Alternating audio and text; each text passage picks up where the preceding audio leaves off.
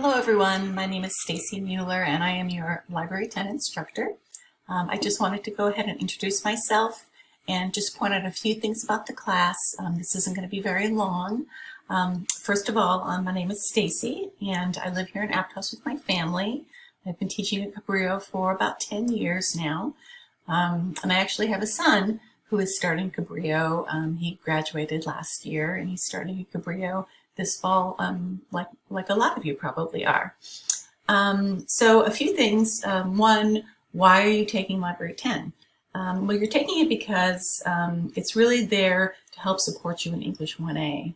We'll be going over a lot of things about research and about citation, including how to find really great college-level research sources, such as articles from databases, and really reliable and trustworthy websites as well. This is going to be an asynchronous class, not a synchronous class, meaning everything you need is online through Canvas. We have no textbook, and I won't be Zooming with you guys, unless, of course, you email and you want to do that, and then, of course, I will. But everything can be found in the modules week by week. This coming Monday, you'll have a due date. Actually, it'll be Tuesday because it's Labor Day. You'll have a due date for modules 1 and 2. Module 1, there's just a short quiz and then a little discussion where you introduce yourself. Module 2 is a little different than that. Again, you'll have a short quiz and then a small discussion.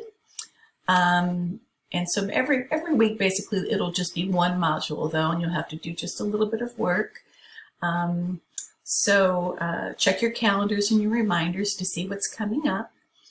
Everyone always asks me, do you accept late work? That's always a big question. And I do accept late work. I understand that life gets busy and this is a new way of learning. But that being said, try to keep up with your classes and keep up with your work. You're not doing yourself any favors by putting off anything. So that's it. If you have any questions, please email me through Canvas. And everyone take care. Okay, bye.